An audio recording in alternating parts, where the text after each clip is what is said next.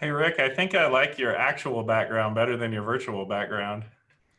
I'm trying to get into my best position possible, and I've got a little bit of surplus green screen happening here, and I didn't want that to happen. I think Oh, someone click the up arrow next to the, virtual background. There we go. yeah, you can just turn it off. Choose There we none. go.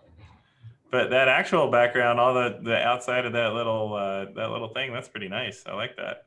Looked like Yeah, you got a pretty good I don't spot. have a green screen behind me, and I was just playing with that feature on Zoom the other day, and I thought, well, I got to try that. I got to put my green screen behind me sometime and see how all that works. But what I didn't realize is that my green screen in Zoom is set, it was set to pick up green. So I'm facing my garden, and when I tried to switch around, all of the leaves that are in green in front of me went to my background. So yeah, one big mess.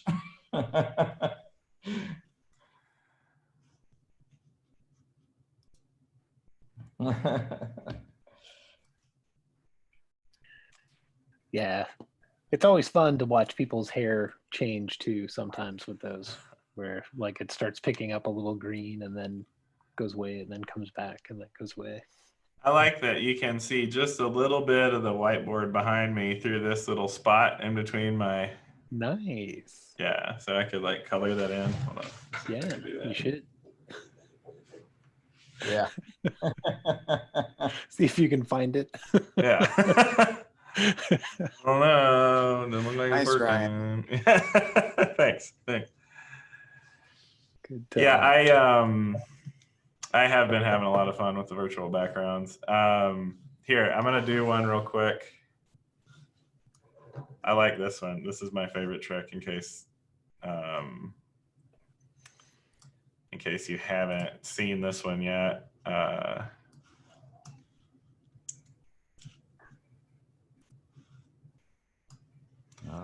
All right, now if I go and change my virtual background to, I'm gonna add a new one.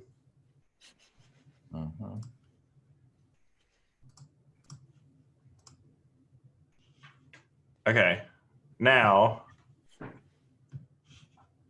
here, I'm gonna stop my share and pin my video so everybody can see this trick. It's really worth knowing. All right, so if you ever need to get out of a Zoom meeting,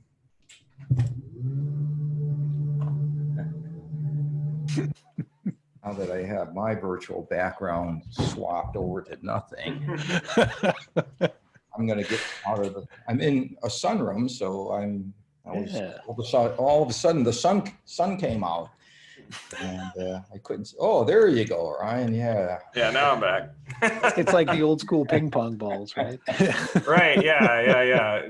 We've just advanced. And if you really want to make it good, you can make a short video of yourself going, Mm-hmm.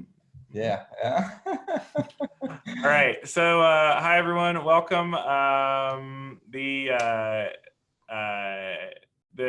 yes, Eric, and the one was with the hens was actually a looping video, but those are actually my chickens, so I feel like I get to do that. All right, so we're going to start off here with Andy Braden. Is going to talk about making your front page look great. So I'm going to just go ahead and spotlight your video, and if you want to share Cool. screen or anything, go ahead, Andy. Oh, sure. That sounds like fun, right? Sharing screen is always good. Let's see if I can get it right in the first try. Let's see if I can blow up my video card. Speaking of which, I'm going to turn on my fan.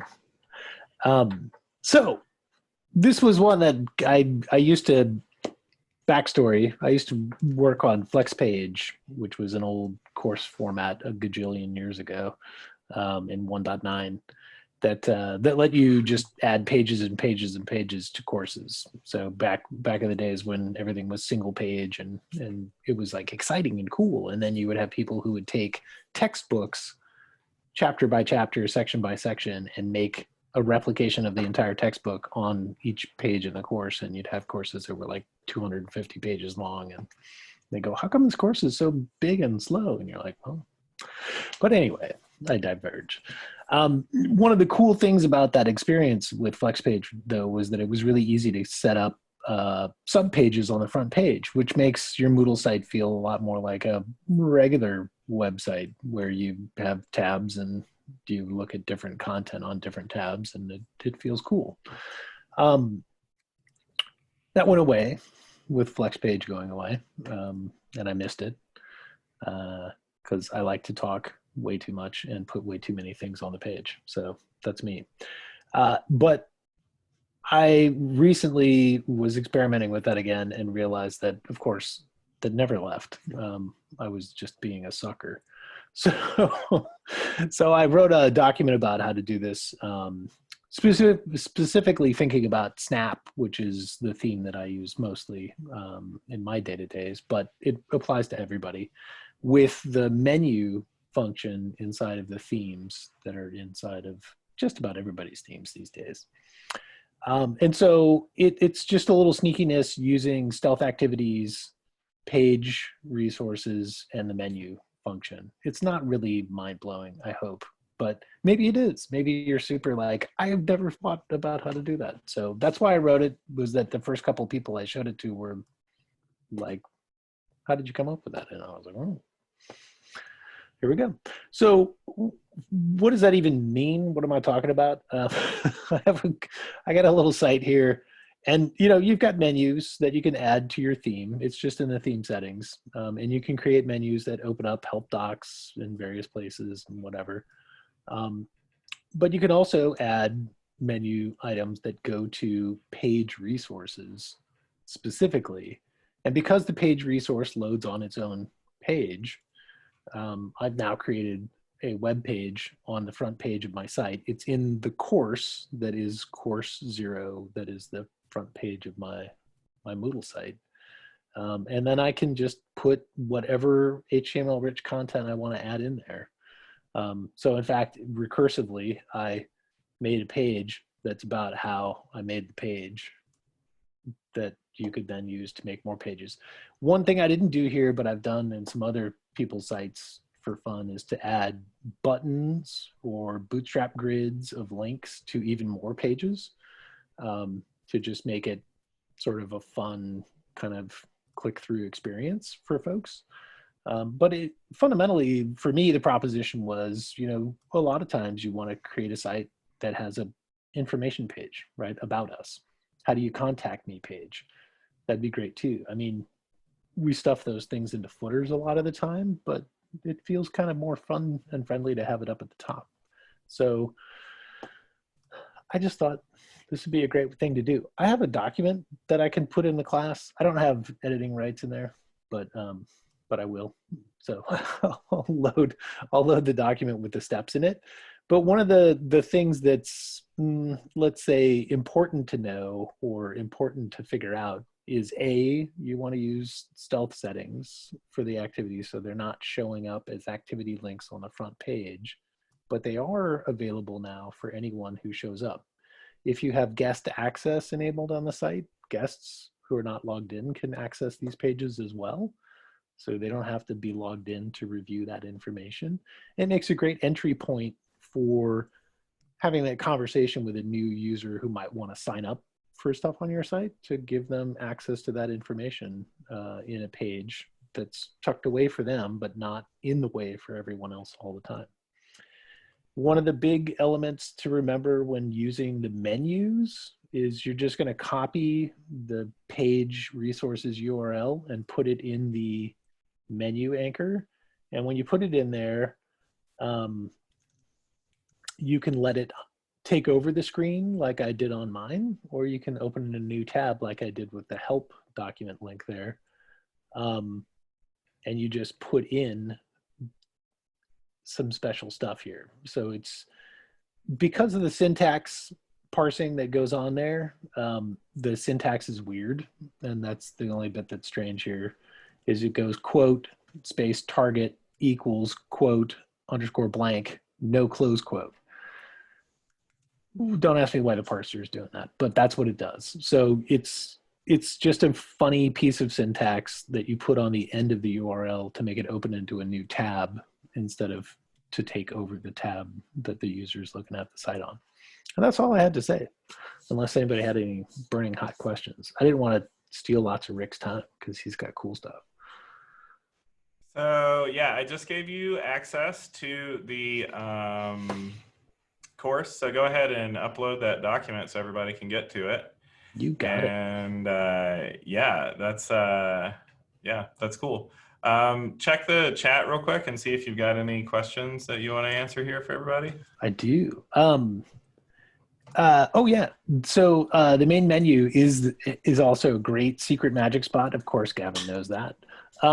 But and I agree. I like this to.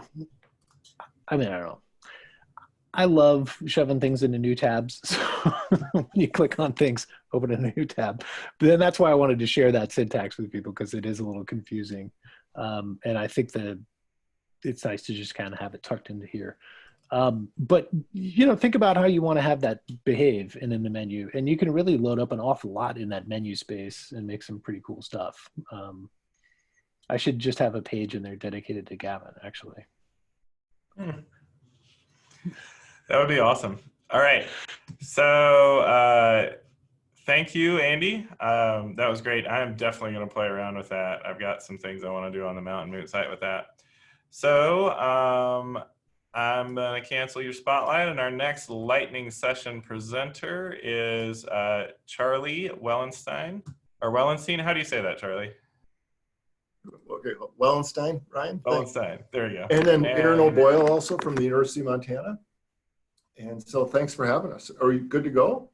Yeah, you're good to go. You should be able to share your screen, and you should be able to do, you should be able to do whatever you like. There you go. Well, we'll try to do whatever we like, or we'll be cautious about that. Hey, thanks. And we, as a backdrop, we've been working with Ryan for a bit now on some Moodle ideas, and ways back in February, he said, "Why don't you present?" And we said no, and he said, talked us into telling about our experience, and just said others may learn from it. And so COVID has really exposed this question that we have: is can higher education and workforce training coexist? And we do both. We're at a university, and Aaron, if you could put that question to start, and we'd like people to use the chat. And it's like there's this prevailing opinion out there, and it's our experience too, that I don't think anyone, and this is both personal and professional, having kids both in college and also having kids in high school, that the online educational experience through COVID hasn't been great. But I don't think we've had any stop of flow, or we've had quality experience in doing micro-credentialing and workforce training all through COVID. And what prevents us from higher ed, and I'd like to ask that question, from matching that experience? And so Aaron, if you could, and people can chime in and we'll answer it. And I know we're going to buzz through this pretty quick, but we'd also then like to present this now and then come back a year from now and talk more about what we found. And so we're based out of the University of Montana, and we're a training center and an educational center. We work with policy, we work with e-learning, we also work with workforce development, and mainly we work with at-risk populations, both families and kids who are at risk with health disparities, who are at risk for abuse and neglect, we're at risk for substance abuse, we're at risk for suicides. We work with real problems. And what we do is we teach some classes through the university, but we also do a lot of e-learning. And and our question again is, can we do both? And has the university, I think in some ways, become an impediment to what we do? So, and you can see our website, and we want to put it on there. So let's get started. And I wanted to title our session from this Warren Buffett quote: "It's only when the tide goes out that you learn who's been swimming naked." Meaning, all of a sudden COVID hits, and all our inefficiencies and all the problems that we have really been exposed as a university system. And as our university, Aaron, if you could, we always put out these promos for we're training you for a future, preparing for a future that no one can predict. Or the other one, are we tomorrow proofing? And hopefully, I'm not saying this strictly to our university, but I think all of them across the country is, we extol all these pieces like we're tomorrow proofing you, we're preparing you, and yet when it happens to us, I think we need to look critically at, are we really prepared? And so I want to juxtapose a little bit, and I realize it's a lightning session, so you're getting lightning speed here, is that, there's certain needs of the university and certain things that the university can provide. And the first is strategic planning. And strategic planning at the university means here's another meeting. And that we have to always meet before we act. The university also runs on credits. Timing of classes, there's really not a lot of flexibility. We use the word internships a lot, which that doesn't apply to a lot of workforce needs. And also the concept of registration, how you register. And a lot of us here who've taught a lot at the university have realized some of these aspects that we've been doing for a long time don't really fit into the needs of workforce. And so we want to show you this piece of registration. When we go through our university Moodle site and we want people to register, there's a 6-step process that people have to do. And for folks in the workforce, they don't want 6 steps. They want 1 step because they're busy. And they want 1 step to make sure that they just want to click and go because they're working, they're busy. They have not only professional lives, but personal lives. But if you look here, we have 6 steps, and then you have to wait 24 hours to get in. And that's highly inefficient. And so what we did is, and I'll jump a little bit ahead, is we had to break some rules and go out on our own. And now it's like we're training people across the state and across the country, both in federal or non-federal organizations, nonprofits, statewide in Montana, and all you do is click and start here. And my question is, I'll admit Aaron's probably more tech savvy than me, but why can't the university do that? And again, I know there's some impediments, but if we're gonna match and we're gonna expose their inefficiencies, here's one way to start. The other part is when we're training workforce folks across the country and we want them to engage in activities and we set them off with a 7-step workforce project, a 7-step registration process, it doesn't really work well. Aaron, do you have anything you want to add to that at all? No, I think that's pretty much it. Is the registration is you add this course to your cart. You have an empty cart. Yeah. You have to check out. You have to add all this information. Then 3 to 5 business days, you'll get your login information. And it's not an easy process by any means. I made 10-page handouts of screenshots for how to do it. And foster parents, like Charlie was saying, they need to get in and take training right now. And that means they need to just be able to click something and say, start here. Yeah. So, yeah. Yeah. And the needs of the workforce are different. Instead of strategic planning, it's strategic doing. Let's get it done. Instead of credits, we talk about hours. How many hours is this going to take? They could care less about credits. Instead of internships, it's apprenticeships. What really, is this skills or knowledge or value that we're trying to teach? Are they applied? We also have to go on telecoaching because what we realize, and it's a flexible telecoaching, that we're there when users need us. We're also there on a regular basis. So we don't become like a MOOC that only 2% of the people finish. We have to be present, that concept of presence. The other part is we have to be aware of costs. Those costs are always flexible, that certain organizations can only spend this much. And so we have to tailor make our education to meet their needs. And so we've had to take all that into account. So can you clarify for us how you got to the point of getting around the cart and registration and all of that? What was I kind of know, but I think everybody would like to hear. Yeah. Well, I was just going to say it was you, Ryan. It's your fault. And this is where we had to break some rules. We had to go for a long time we used it, and we'll show this in a little bit, but we used Adobe Presenter and it was just a glorified PowerPoint. And I'm really going to be blunt here. It was a glorified sedative for people, I think, who took our courses. You know, they just kind of conked out when they watched it. Anyone could sit through on their own and a 30-minute presentation. God bless them, but it wouldn't work. And using Moodle based out of the university, we had a meeting with everybody and we said, we need our own instance. And if not, we're going to go, for lack of a better term, rogue. Yeah. And so we went to Moodle Cloud at our own expense. And that's the limits of the university, is we think we have all this, you know, there's just not much foresight, or, you know, they can't adapt well. So we went to Moodle Cloud and we established our own. And maybe you can skip to the next page here. And so this is what we did, you know. We got some consultation from Ryan. We went on our own. We had to have total control. That means we established our own instance through Moodle Cloud. We hired our own graphic designer. We had our own outreach, and then we asked Ryan to be our help desk. and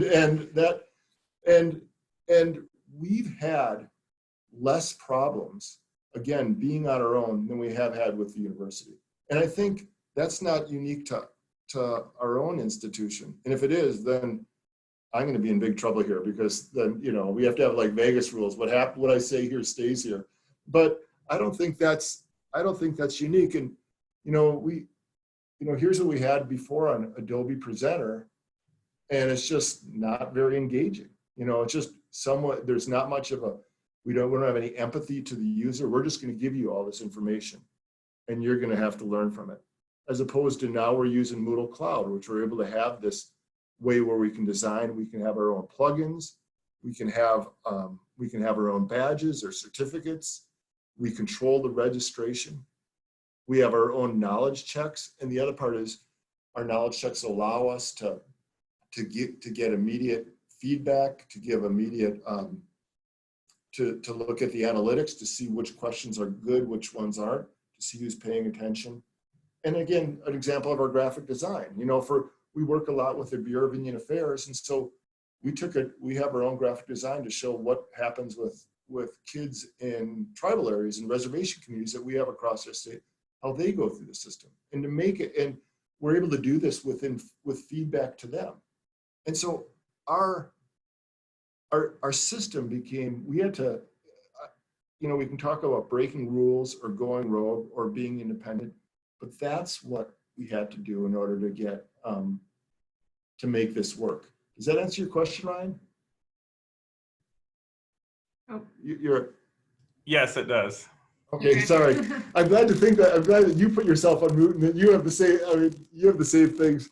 Aaron, did you have anything you wanted to add to that? No, I think, yeah, when you initially asked that question, Ryan, of how we got around that, I think it was just perfect timing that you met our Ryan from our center, wherever that was at that point, just so that we could know that there's other things out there. Like Charlie's been saying, I think the university and most other organizations, they only know what they know. And if they haven't been exposed to other options out there, then it's just not, it's basically a missed opportunity. And so the fact that we were able to connect with you, Ryan, and see, okay, we can handle registration.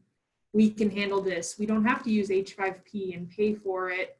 Even though the university is running off the free version, we don't want it to crash. And if we use knowledge checks within Moodle Cloud, we, like Charlie said, get those analytics. We can see if people are just not getting the content or if we need to rephrase something with the question. And it's met our needs so much more than what we had before. And I think just as an example, our Let's Grow Montana courses that went live, there's probably 130, 150 signed up for it. And we didn't have one person reach out with a registration issue. Nobody had any problem at all. The only issue we had was some people wanted to use the training as certificates for their place of employment, which we couldn't really account for because it was an open source training. But we added certificates and gave them an estimation of the hours it takes to complete that training, and that worked for their employer. Yeah. And that was it. And when we use Moodle with the university, we have 7 foster parents every 2 months taking these trainings, and we're on the phone with them every weekend trying to figure out how to get them into the courses and get connected and who they should talk to. And with that whole cart business and registration, it's just a mess. And they're limited, and we know if we go through the university, we're limited on help. Our help desk is only, and it's a matter of resources. Our help desk through our institution is only available 9 to 5 Monday through Friday. Well, that's not what the workforce needs. The workforce does these, or people who are taking micro credentials through the university, they're doing it whenever, wherever. And to have just a help desk open during these times, we can't operate like we have, for lack of a term, banking hours. It's 24-hour banking. And we need to realize and catch up to, and be nimble and flexible to catch up to things. And now our big questions are, I think we need to further have our own system. We need our own instance, and this is what I'm talking about to the university. We need our own instance that's through the University of Montana, because part of the problem is we're going to quickly have through Moodle Cloud, we're not going to be able to scale because we're user limited. And so we're going to have, at some point, either the expense or the way to coordinate all these instances is going to be really unwieldy. And so that's a big problem for us. We have to figure out how we can scale. And we're quickly growing because in all humility, we've survived. We're doing well, and we are, we're being successful. And that's a great thing, but we have to figure out how we can do this with our diminishing resources. And we need to harness the power of an institution to do that. But to harness that power, we need to get that institution to change. And then we also want to ask, we have to be humble enough to ask what our own weaknesses are. We don't want to be victims of our own narrative here that this is what we think. And well, there's other prevailing opinions out there, and we have to be really careful to do so. Aaron, did you have anything you wanted to add to that? No, I think that was good. So right now I know we gave you a lightning session, and that's what we signed up for, and that's what you got. So, but we're willing to hear from people, and we want to come back next year and do something longer. We were, again, when Ryan asked us to do that, we thought, well, what do we know? And we'd like to present something, hopefully in a year from now, that others can learn from our experiences, that we show the evolution of what we've done, and that we can, if others have questions about how we did it, that we can be a resource. Just like what was great about this whole conference is that people feel free to reach out to us and say, this is what we've learned. So thanks, everybody. Thank you, Charlie and Aaron. I really appreciate that presentation. Having been involved in that and having a little knowledge about it, I personally, the rub was really between, well, we're going to put a paywall on the front end of the entire Moodle, which the university needs, right? If you're just giving traditional university courses, you need to have that access control and people need to pay. But your goals are to give away this training to as many people as you can possibly get involved. So in that case, an open registration system makes a lot more sense for the end user and for you guys because it's less to manage. I was actually thinking about you guys managing the Mountain Moot free registration because we've always had a paywall before, and now we just went to free. And as I started doing it, I thought, this is so much easier for me because I don't have to create these accounts in Moodle. I don't have to worry about the money. I don't have to. And so, yeah, that there's got to be, I think, if going forward to sort of offer a thought on that question, can workforce training and the university coexist? I think so too, but I'm not sure a paid LMS and a free LMS can coexist on the same instance. And that's kind of where we wound up. Yeah, thanks, Ryan. And the other part is we also know, and some of the research shows this, like I think it's out of the Georgetown workforce piece, that universities that offer micro-credentials, universities that offer these pieces, it becomes a conduit for people who aren't in their traditional education to say, this is their second career. They're able to say, I can do this stuff online. Maybe I'll come to this university and get a BA degree, or I'll come because I know I can do this now. So it becomes a conduit. So I think, if it can coexist, but you're right, these little logistics have to be worked out. And I think it would,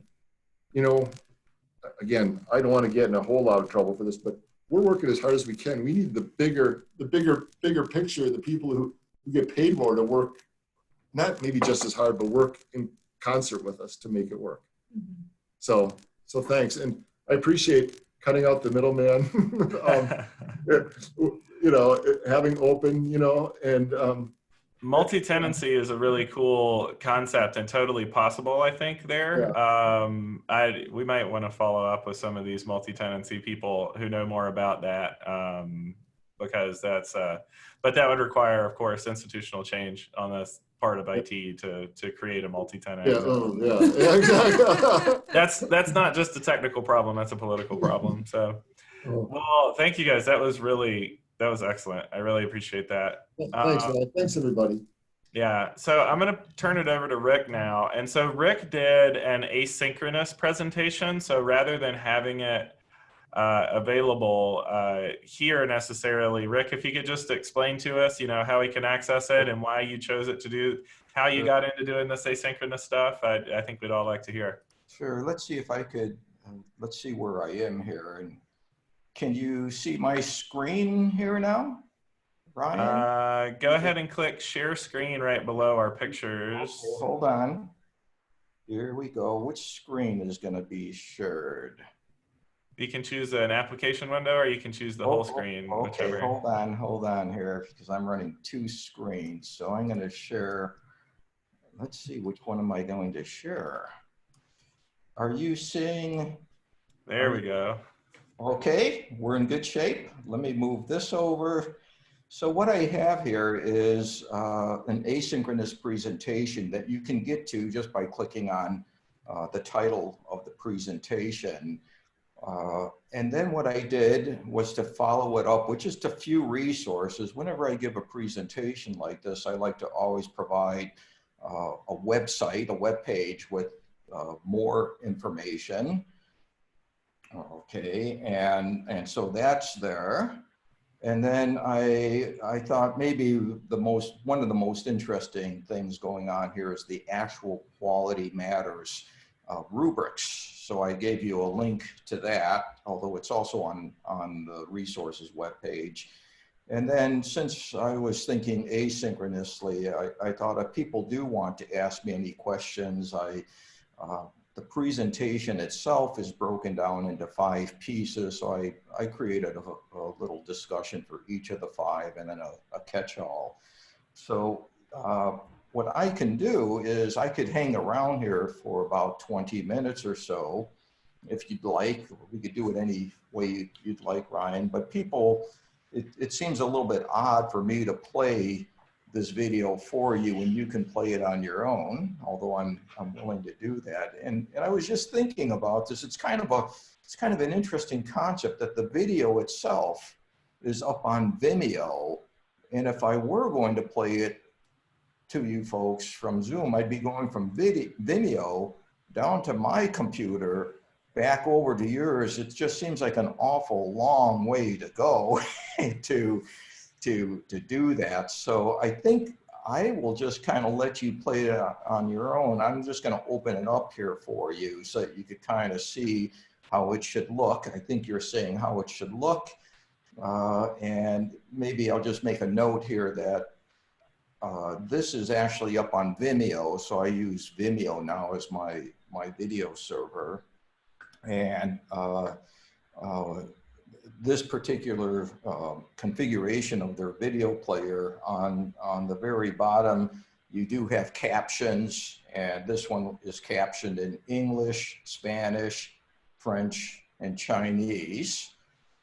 So that's available to you. And you also have this nice little feature in Vimeo that is a chapter feature, so that people can jump to any point within this presentation, just in case something sticks in your head and you only want to return to that particular piece of the video.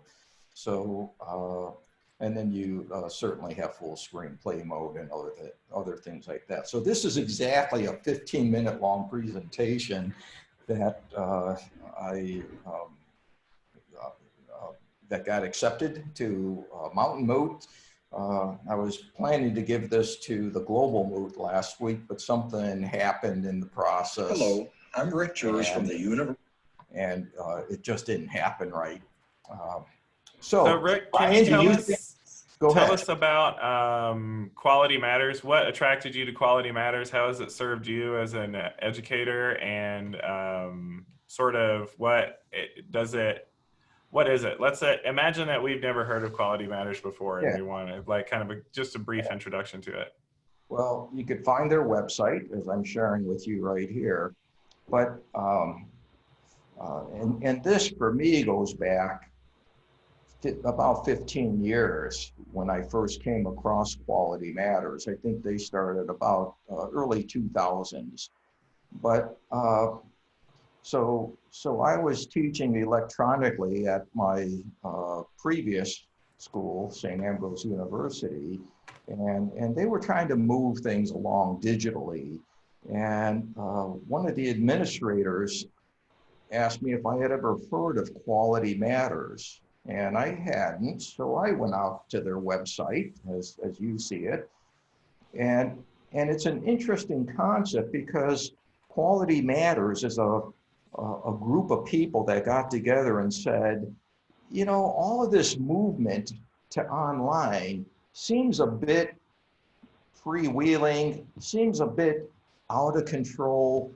Wouldn't it be cool if we had an organization that would look at online courses and all of the key components and actually certify courses? So I came across this set of rubrics, and there's, I always forget, I think about 45, and you'll hear this in the presentation, into 8 categories. And so what you do here is you can hire, you can pay Quality Matters to certify your online courses or your online program, and they would use a rubric like this one you're looking at, and piece by piece have a team of evaluators look at your course and see whether or not you're meeting the majority of these rubrics. And then being a third-party company, they have no vested interest in just saying, yeah, looks good to me. So not everybody passes this, even though you're paying money for it. Not everybody passes it. I don't know what their success rate is, but I thought that this was an important concept that, you know, and I had always known about Quality Matters. So I thought, you know, I put a lot into my courses, and now I'm online. I put a lot into it, and I've always tried to design my courses to these standards that you see here. For folks like Gavin, there's some accessibility stuff at the bottom. And so it was kind of always a goal of mine. Could I actually get one of my courses certified? And the bad news is that nobody ever has a budget for these kinds of things. And so, but it was last year where nobody had a budget for it. But I found out that through our university, who's a member of Quality Matters, that it would only cost me $1,000 if I wanted to pay $1,000 to do this. And I thought, you know, I've been at this for so long, I'm going to just do it on my own. So I basically went through about a 3 to 4 month long process of going back and forth with the team, the evaluation team. And some of these rubrics are pretty simple, pretty easy, and some of them are not. So you'll hear me say this in my video that in my first attempt, I failed. You're supposed to get 85 points, and I only got 70 some points, 72, 78, I forget what it was. But what Quality Matters says is that they want you to have success, and they're there to guide you to have success. So at the point that you fail, they give you some choices. You can say, essentially, screw you, right?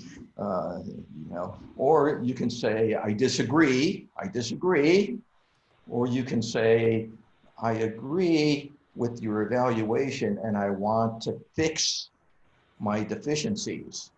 And so that's kind of what I did. I said, I think I could pass this. And I think that the team did not see some of the things that I have built into my course.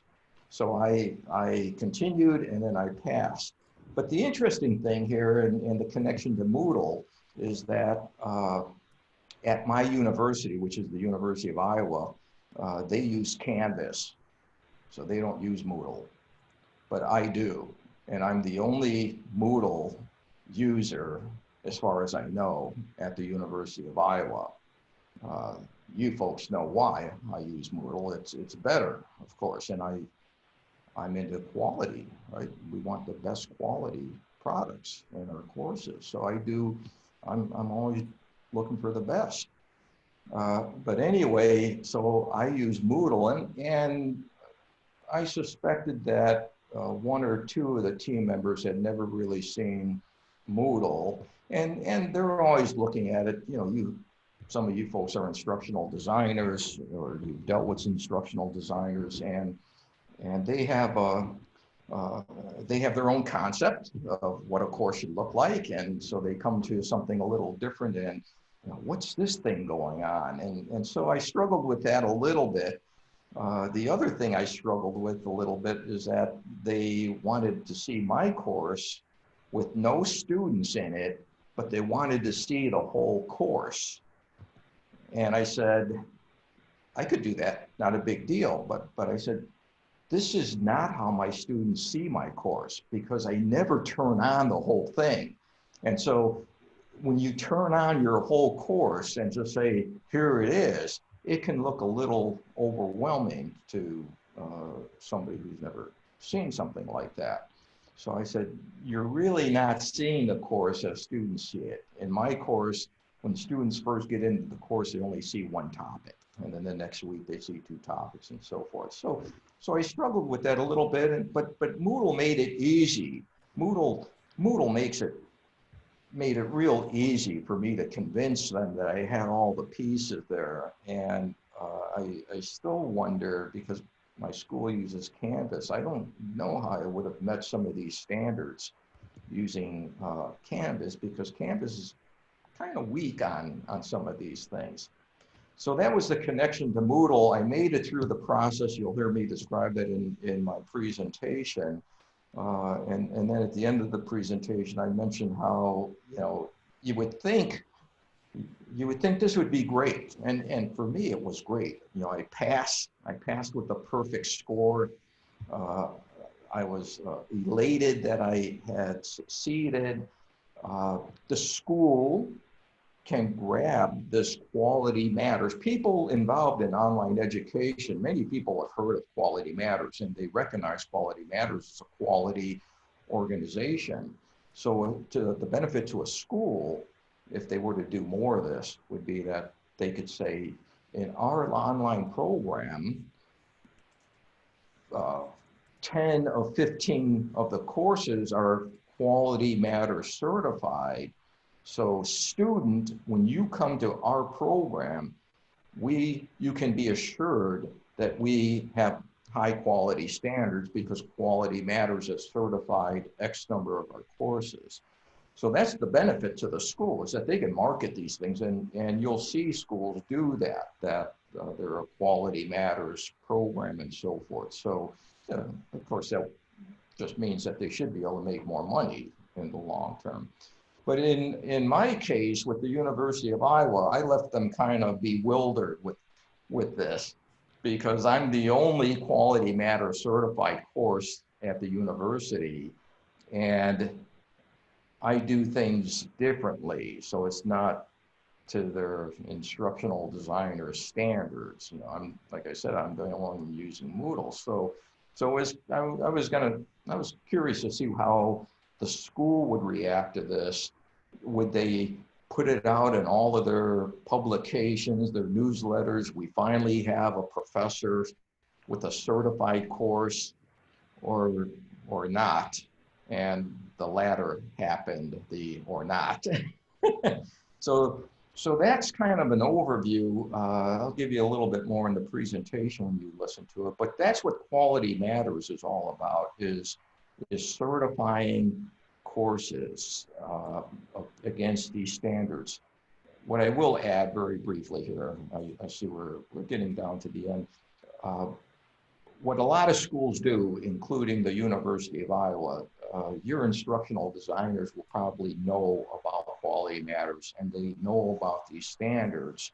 And what a lot of schools will do is they'll say, we believe in these standards and we'll do it internally. We'll check off your course against these standards because we do not want to pay for an external organization to do this. So a lot of schools will look at this. A lot of schools will take the Quality Matters rubrics and say, this is what we like, this is what we don't like, this is what we want to add to. So all schools try to come up with some kind of standard. But I've always believed that the benefit of using an external organization is that they're unbiased. And you see this at your own schools. You saw this with the coronavirus. Hey, we're going to go online. I don't care. We're just going to do it, right? And you might even be the professor saying, I'm not ready. I don't think it's good enough. And sometimes administrators will say, too bad, you're online. So they can't say, too bad, we're going to wave your hands and your Quality Matters certified because it's an external organization. So with that quick overview, maybe I'll just wait and see if somebody has any question. And you could always post a question too. I'll be watching the forums. Great. That was a great overview, Rick. Thanks for sharing that with us. We're going to wrap up this lightning session now, and we'll have the Rick's presentation available on the website, as well as the other presentations that are recorded here. So you can always go back and look over those, and you can look at the complete session when we're done. So thanks a lot, everybody, and our sponsors are going to be hanging out in their sponsor rooms here at 2 o'clock. So go and visit them and earn yourself some Moot coins and learn about some of those products, and give them a shout out for supporting this conference. So thanks a lot, everybody, and I will see you in another session. Okay, thank you. Bye-bye.